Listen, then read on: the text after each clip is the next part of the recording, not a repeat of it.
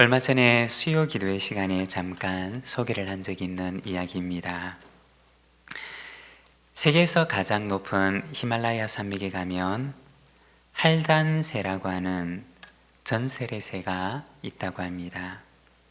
이 새는 밤에 운다고 해서 야명조라고 불리는 새이기도 합니다.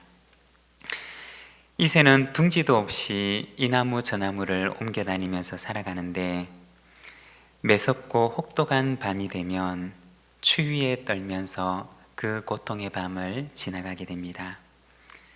때로는 다른 새들이 살아가는 둥지에도 기웃거려 보지만 그러나 아무도 자신의 둥지를 이 할단새에게 내어주려고 하지 않습니다.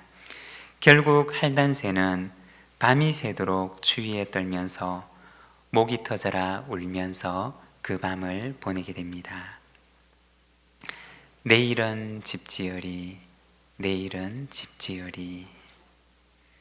그러나 따뜻한 햇볕이 드는 아침이 되면 이 할단새는 지난밤의 결심을 다 잊어버립니다.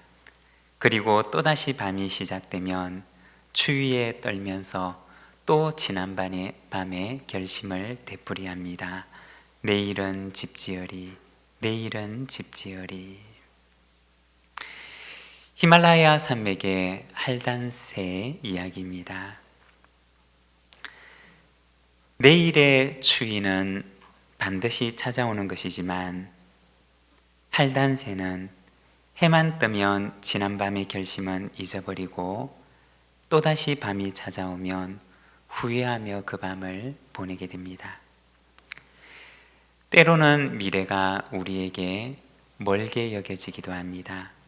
하지만 미래가 현실이 되는 순간 미래를 잘 준비하지 못함으로 인해서 지나간 시간을 후회하는 때가 있습니다.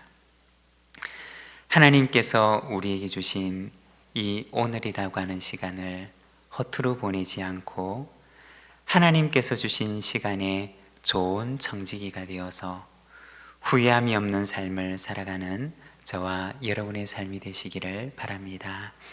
찬송가 552장에 보면 아침 해가 돋을 때 만물 신선하여라. 나도 세상 지낼 때 햇빛 되게 하소서. 새로 오는 광음을 보람있게 보내고 주의 일을 행할 때 햇빛 되게 하소서. 3절 가사를 보면 한 번 가면 안 오는 빠른 광음 지날 때 귀한 시간 바쳐서 햇빛 되게 하소서. 주여 나를 도우사 세월 허송 않고서 어두운 세상 지날 때 햇빛 되게 하소서라고 찬양을 하는데 우리 3절의 찬양을 우리가 마음의 기도의 제목을 담아서 우리 같이 한번 불러보도록 하겠습니다.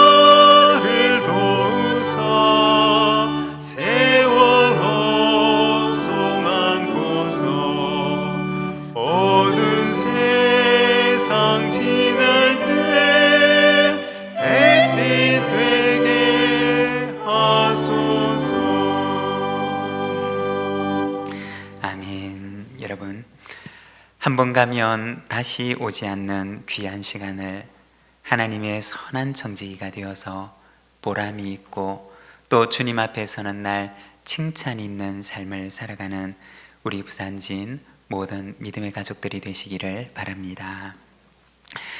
2월 한 달은 우리가 창조 어찌 그리 아름다운지요 라는 주제를 가지고 말씀을 묵상을 하고 있습니다.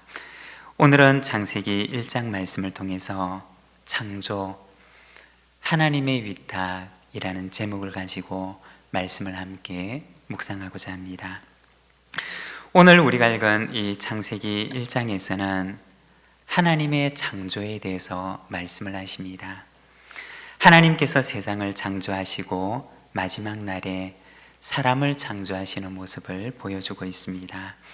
26절과 27절 말씀을 보면 하나님이 이르시되 우리의 형상을 따라 우리의 모양대로 우리가 사람을 만들고 그들로 바다의 물고기와 하늘의 새와 가축과 온 땅과 땅에 기는 모든 것을 다스리게 하자 하시고 하나님이 자기 형상 곧 하나님의 형상대로 사람을 창조하시되 남자와 여자를 창조하시고.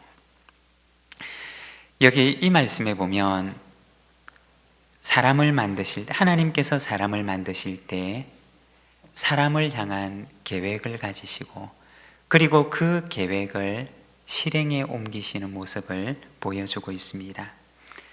사람을 만드시기 전에 하나님께서는 먼저 마음속으로 계획하시는데 우리의 형상을 따라 우리의 모양대로 우리가 사람을 만들자라고 하십니다.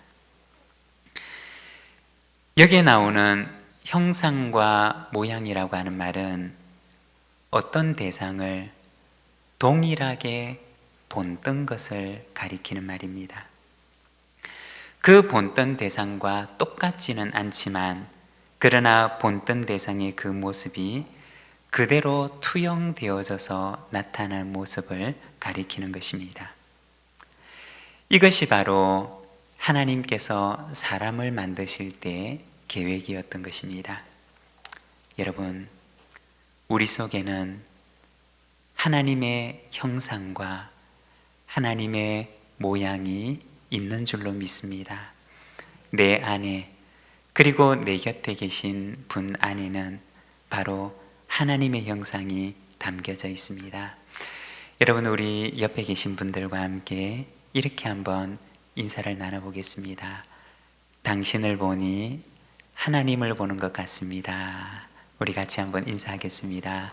당신을 보니 하나님을 보는 것 같습니다. 네, 여러분 그렇습니다. 하나님께서 우리 안에 하나님의 그 모습과 하나님의 그 모양을 그대로 담아 놓으셨다는 것입니다. 이것이 바로 사람을 지으실 때 하나님의 계획이었다는 것입니다. 이 형상과 모양이라고 하는 것은 조금 더 정확하게 이야기를 하자면 사람의 겉모습을 가리키는 것이 아니라 그 사람의 속모습, 그 사람의 속사람을 가리키는 말입니다. 하나님의 성품과 하나님의 사랑을 그 사람의 속사람 속에 하나님께서 그대로 담아 놓으셨다는 말씀입니다. 에베소서 4장의 말씀을 보게 되면 옛사람과 새사람에 대해서 말씀을 하시는데 에베소서 4장 24절에 이렇게 말씀을 합니다. 하나님을 따라 의와 진리의 거룩함으로 지으심을 받은 새사람을 입으라. 여기 보면 하나님께서 사람을 만드시는데 하나님을 따라서 하나님의 그 모습을 따라서 의와 진리의 거룩함을 그 사람의 속사람 속에 담아 놓으셨음을 말씀을 하고 있습니다. 하나님의 내면의 모습을 꼭 닮은 하나님의 성품을 가진 사람을 향한 계획을 하나님께서 선포하셨던 것입니다. 그리고 말씀하시기를 그들로 바다의 물고기와 하늘의 새와 가축과 온 땅과 땅에 기는 모든 것을 다스리게 하자라고 하십니다. 그 마음 속에 하나님의 사랑을 가지고 있고 그 인격 속에 하나님의 성품을 가지고 있는 그 사람을 통해서 하나님께서는 온 땅을 다스리고자 하시는 계획을 가지셨던 것입니다. 그리고 27절에 보면 하나님께서 그 계획을 실행에 옮기십니다. 그리고 31절에 보면 하나님께서 말씀하시기를 그 모습이 너무나 좋았다고 말씀을 하십니다. 이것이 바로 창세기 1장에 나와 있는 첫 피조세계의 모습이었던 것입니다. 오늘은 창세기 1장 말씀을 통해서 하나님의 형상을 꼭 닮은 그 사람에게 피조세계를 위탁하시는 하나님의 위탁에 대해서 우리가 이 말씀을 잠시 함께 묵상하고자 합니다. 여러분, 사람을 향한 하나님의 위탁은 어떠한 것일까요? 우리가 먼저 기억해야 할 것은 먼저 첫 번째, 모두를 향한 위탁이라는 것입니다.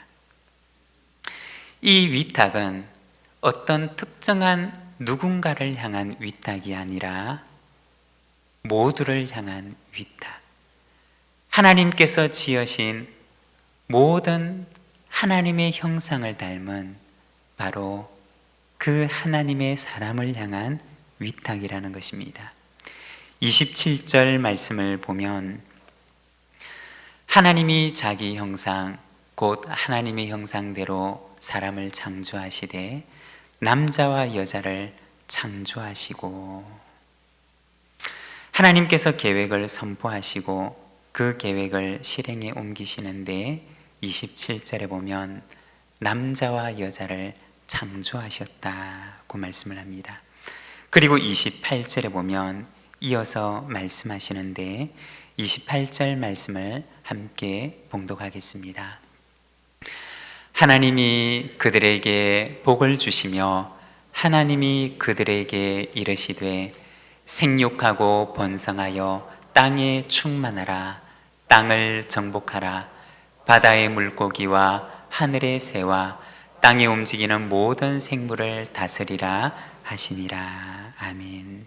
여기에 보면 하나님께서 지으신 사람에게 복과 사명을 주시는데 생육과 번성과 충만의 복을 주시고 그리고 정복과 다스림의 사명을 주십니다. 하나님께서 복을 주시고 말씀하신 그 대상이 누구냐? 28절에 보면 그들에게 라고 말씀을 하십니다. 남자도 아니고 여자도 아니고 이 둘 다를 가리키는 그들에게 라고 말씀을 하십니다. 하나님의 형상대로 지음을 받은 이도 남자만이 아니고 혹은 여자만이 아니고 남자와 여자 모두이고 복과 사명을 주신 것도 둘 중에 어느 한 특정 대상이 아니라 그들 모두에게 말씀하셨습니다. 하나님의 창조의 계획과 피조세계에 대한 위탁은 둘 중에 어떤 특정한 대상을 향한 것이 아니라 그들 둘 다, 그들 모두를 향한 위탁이었다는 것입니다. 다시 말하면 피조세계를 위탁하는 하나님의 위탁에는 성별의 구분도 없고 인종의 구분도 없고 나이의 구분도 존재하지 않는다는 것입니다. 그 위탁은 하나님의 형상을 담고 있는 그들 모두를 향한 위탁이었다는 것입니다. 위탁의 그 책임이 모두에게 있다는 것입니다. 저는 기도하면서 2월 한 달 창조에 관한 주제를 가지고 말씀을 전하기로 마음을 먹고 준비를 하면서 마음속에 가장 부담이 되는 한 가지가 있었습니다. 그것은 이 창조에 관한 주제를 우리가 함께 묵상을 하고 나누면서 나하고는 상관이 없는 일인데 라고 생각을 하지 않을까라는 것입니다. 피조세계에 대한 책임이 나하고 무슨 상관이 있는가 라고 하는 생각입니다. 어쩌면 지금까지는 그렇게 생각할 수 있는 것이 당연할 수도 있을 것입니다. 그러나 우리가 맞이하게 되는 미래는, 우리가 곧 맞이하게 될 우리의 내일은 어쩌면 지금부터는 전혀 다를 수가 있다는 것입니다. 지구 생태계를 연구하는 학자들과 지구의 기후를 연구하는 학자들은 아주 가까운 미래에 재앙과 같은 현실이 다가올 수 있음을 이야기를 하고 있습니다. 언젠가 한 뉴스를 통해서 이런 기사를 본 적이 있습니다. 시가 1,500억이 넘는 모네의 건초더미라고 하는 작품에 으깬 감자를 가지고 와서 그 작품에 부어버렸던 일이 있었습니다. 물론 작품은 유리와 액자로 잘 보호가 되어서 전혀 손상이 일어나지 않았지만, 이러한 예술작품이 전시되어져 있는 곳에 가서 기이한 행동을 함으로써 사람의 주의를 끌고자 했던 것입니다. 으깬 감자를 부었던 사람들은 마지막 세대라는 단체에서 활동하는 기후 활동가들이었습니다. 해서는 안 되는 행동을 한 것이었지만, 그러나 그들의 목적은 큰 위기가 지구에 찾아오고 있다라고 하는 것을 사람들에게 말해주고 싶었던 것입니다. 그런데 사람들이 남의 일처럼 관심을 기울이지 않았기 때문에 그들은 기이한 행동을 가지고 이 사실을 사람들에게 알리고자 했던 것입니다. 이제 앞으로 우리는 뉴스를 통해서 기후라고 하는 말을 더 많이, 더 자주 듣게 될 것입니다. 그리고 피조 세계에 대한 책임을 우리의 피부로 더 절실하게 느끼게 될 것입니다. 여러분, 창조와 피조 세계에 대한 하나님의 위탁에 대해서 생각을 할 때 우리가 가장 먼저 기억해야 할 것은, 이것은 어떤 특정한 대상이 아니라 우리 모두를 향하여서 하나님께서 그 책임을 위탁하셨다라고 하는 것입니다. 피조 세계에 대한 책임이 바로 오늘 우리에게 있다는 것입니다. 그리고 두 번째, 하나님의 위탁은 잘 다스림을 향한 위탁입니다. 28절에 보면 생육하고 번성하여 땅에 충만하라, 땅을 정복하라, 바다의 물고기와 하늘의 새와 땅에 움직이는 모든 생물을 다스리라. 하나님께서는 사람에게 생육과 번성과 충만을 말씀하시고, 그리고 또한 이어서 정복과 다스림을 말씀을 하십니다. 이 복과 사명을 사람에게 주셨던 것입니다. 정복이라고 하면 우리는 굉장히 이기적인 의미로 이 말을 접하게 됩니다. 그러나 여기에서 이야기를 하고 있는 정복과 다스림이라고 하는 것은 어떤 이기적인 목적에 의한 파괴적인 속성을 가리키는 것이 아닙니다. 사랑을 가지고 세상을 만드신 하나님의 마음과 하나님의 성품으로 온 피조 세계를 돌보라고 하시는 하나님의 위탁의 말씀인 것입니다. 다스린다라고 하는 의미가 무엇이냐? 마태복음 20장 25절에서 28절의 말씀을 보면 예수께서 제자들을 불러다가 이르시되 이방인의 집권자들이 그들을 임의로 주관하고 그 고관들이 권세를 부리는 줄을 너희가 알거니와 너희 중에는 그렇지 않아야 하나니 너희 중에 누구든지 크고자 하는 자는 너희를 섬기는 자가 되고 너희 중에 누구든지 으뜸이 되고자 하는 자는 너희의 종이 되어야 하리라. 인자가 온 것은 섬김을 받으려 함이 아니라 도리어 섬기려 하고 자기 목숨을 많은 사람의 대속물로 주려 함이니라. 여기에 보면 예수님께서 이 다스린다 라고 하는 말의 의미를 밝혀주시는데, 이 다스린다라고 하는 말에 왜곡되고 타락한 의미에서 구속된 의미, 그리고 새롭게 회복된 의미에 대해서 말씀을 하시는데, 그것은 임의로 주관하고 권세를 부리는 것이 아니라 섬기는 자가 되는 것이라고 말씀을 해주십니다. 여러분, 우리 교회는 삶의 연장을 하나님의 나라로 회복해가는 것을 사명으로 삼고 있습니다. 여기서 회복하다 라고 하는 의미는 타락하고 왜곡된 것을 구속해서 원래의 의미로 되돌려 놓는 것을 가리키는 말입니다. 여러분, 우리가 살아가는 세상 속에는 타락된 의미들이 참 많이 있습니다.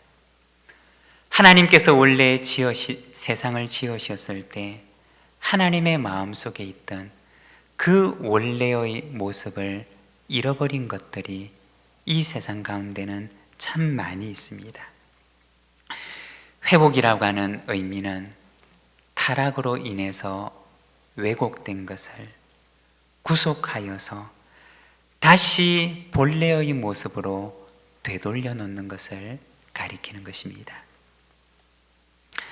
사람들은 임의로 주관하고 권세를 부리는 것이 바로 다스림의 특권이라고 생각을 하지만, 그러나 예수님께서는 다스림의 참된 의미를 구속하여서 원래의 모습으로 되돌려 놓는데, 다스림의 참된 의미는, 리더십의 참된 의미는 바로 섬기는 것임을 말씀하셨던 것입니다. 좋은 리더는 어떤 사람이냐? 예수님처럼 섬기는 사람이라는 것입니다. 피조 세계를 향한 하나님의 위탁은 바로 참된 다스림, 잘 다스림을 향한 위탁이었던 것입니다.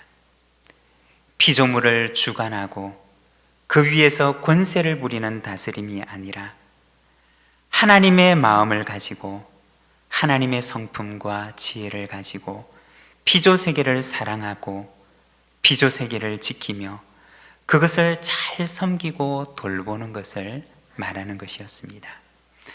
이것이 바로 하나님께서 사람에게 부탁하셨던 바로 잘 다스림을 향한 위탁이었던 것입니다. 사랑하는 여러분, 바로 하나님의 이 위탁이 오늘 우리에게 있음을 믿습니다. 하나님께서는 지금도 동일하게 창조시에 말씀하셨던 그 위탁을 우리에게도 말씀하고 있다는 것입니다. 우리를 향한 잘 다스림의 위탁의 사명을 오늘 우리가 잘 감당하는 저희들의 삶이 되기를 원합니다. 그리고 세 번째, 하나님의 위탁은 좋은 세상을 향한 위탁입니다. 31절의 말씀을 우리가 함께 봉독하겠습니다. 하나님이 지으신 그 모든 것을 보시니 보시기에 심히 좋았더라. 저녁이 되고 아침이 되니 이는 여섯째 날이니라. 이어서 창세기 2장 1절과 2절입니다. 함께 읽겠습니다. 천지와 만물이 다 이루니라. 하나님이 그가 하시던 일을 일곱째 날에 마치시니 그가 하시던 모든 일을 그치고 일곱째 날에 안식하시니라. 아멘. 창세기 1장 31절에 보면 하나님의 지극한 만족감을 보여주고 있습니다. 하나님이 보시기에 심히 좋았더라고 말씀을 하십니다. 하나님께서 만드신 세상이 하나님 보실 때 얼마나 좋고 아름다웠는지를 말씀하는 것입니다. 그리고 그 창조를 마치시고 안식하신 것은 바로 하나님의 창조가 하나님의 그 계획대로 온전하게 완성되었음을 말하는 것입니다. 여러분, 우리가 한번 상상해 보기를 원합니다. 하나님께서 만드신 세상, 그리고 하나님의 모습을 꼭 닮은 사람에게 그 피조세계를 위탁하시고는 심히 만족해 하시고 기뻐하시는 그 하나님의 모습, 여러분, 이것이 바로 하나님께서 만드신 첫 피조세계의 모습이었다는 것입니다.